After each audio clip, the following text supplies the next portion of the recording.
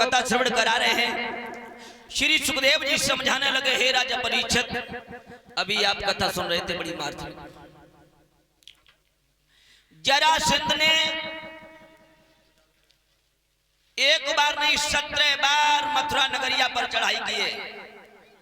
भगवान कन्हैया बलराम ने सने सने मौत के घाट उतार दी। प्रमाण तो ये मिलता है 17 छोड़ी सोना, एक छोड़ी सेना परीक्षित थी 2,18,100 की हुआ करती है। एक दिन का जिक्र है, जरासंध विचार करने लगा, करें तो करें क्या। जाकर के एक ऊंची चोटी पर बैठ जाता है। तब तक देखा है एक छोटी सी चींटी पुनः पुनः पहाड़ पर चढ़ती है, गिर जाती है, चढ़ती है, गिर जाती है, चढ़ती है, गिर जाती है, चढ़ती है, गिर जाती है, चढ़ती है, गिर जाती है। 17 बार वो चींटी गिरी है, 18वें बार चढ़ गई। बोलो वृंदावन बिहारी लाल की। जरासंध विचार करने लगा, वाह भाई, जब ये 17 बार चींटी गिरने के बाद 18वें बार चढ़ गई है तो हम तो एक इंसान है। आज जो है 11 छोड़ी सेना लेकर के जरासंध ने चढ़ाई मथुरा पे कर दी है।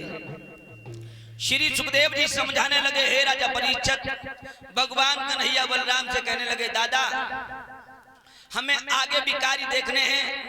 बलराम को लेकर के मथुरा नगरिया को छोड़ के आगे बढ़े भगवान। जिस समय धौलागिरी की गुफाओं में पहुंचे हैं तो देखा है कि मुचकंद सो रहे हैं। मुचकंद को भगवान ने अपना पीतांबर उड़ा दिया है।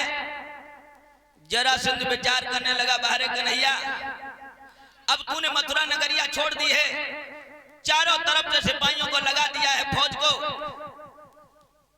और हिमालय को लोगों घेर लिया है। जिस समय घेर लिया है तो देखा है कि मुचकंद सो रहा है।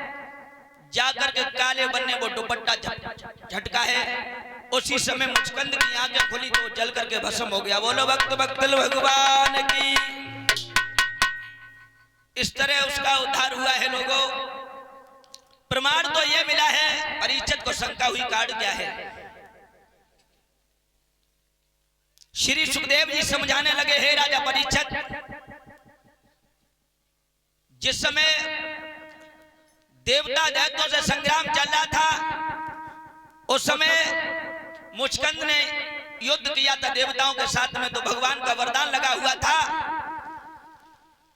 जाओ तुम्हें सुख की नींद सो, जो भी जगाएगा वो मौत के घाट उतर जाता है। इधर भगवान कन्हैया ने योग माया द्वारा सुरंग बनाई है और सुरंग के द्वारा समुद्र के किनारे पहुंचे हैं और विश्वकर्मा को आदेश दिया, कहा ऐसा करो, रात भरे में सुंदर सी द्वारकापुरी बना दो। बड़े बड़े हमारे हिंदुस्तान के अंदर लोग शिल्पकार थे उस समय और आज भी हैं। विश्वकर्मा ने रात में द्वारकापुरी बना दी है और योग माया द्वारा जितने ब्रजमंडल के सभी वासी थे उसी में बसा दिया है। अब भगवान कन्हैया द्वारका के राजा बन गए हैं, रहने लगे हैं। एक बार तेजी से बोलेंगे, बोलो द्वारकाधीश भगवान की।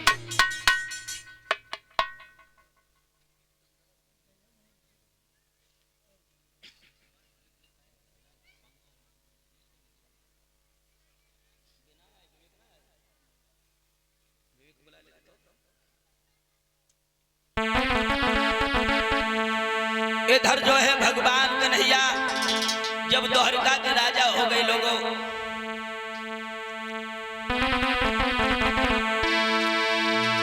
अब तो भगवान कन्हैया द्वारका में रहने लगे। इधर जो है जिला इटावा में जो है एक राजा भीष्मक राज्य कर रहे थे।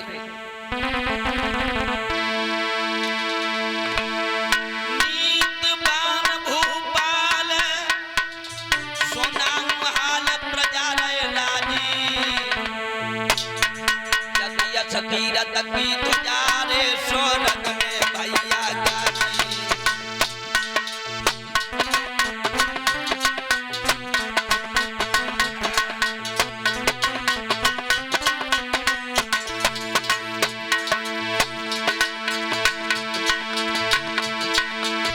अरे स्वर्ग में गाजी, स्वर्ग में गाजी, स्वर्ग में गाजी, स्वर्ग में गाजी।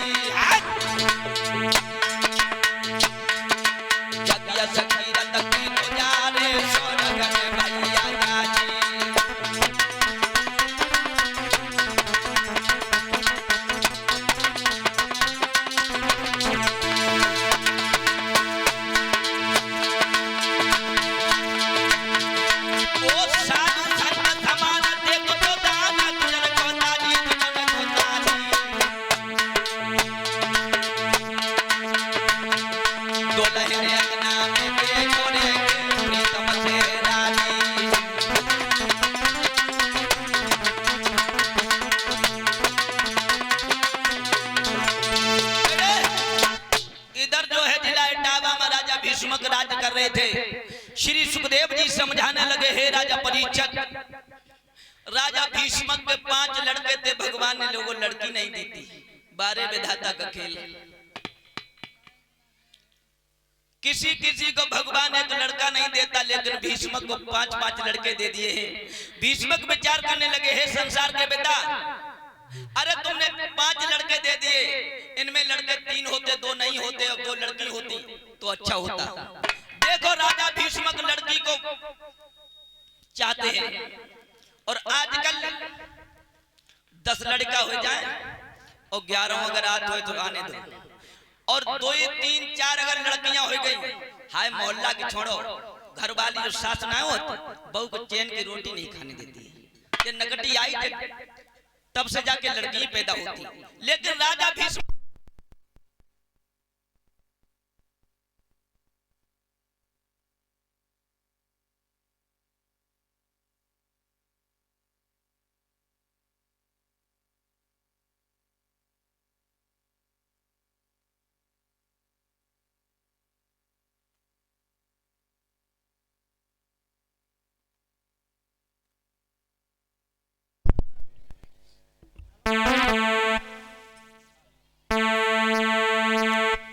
हेलो, बोलो वृंदावन में हरिलाल की।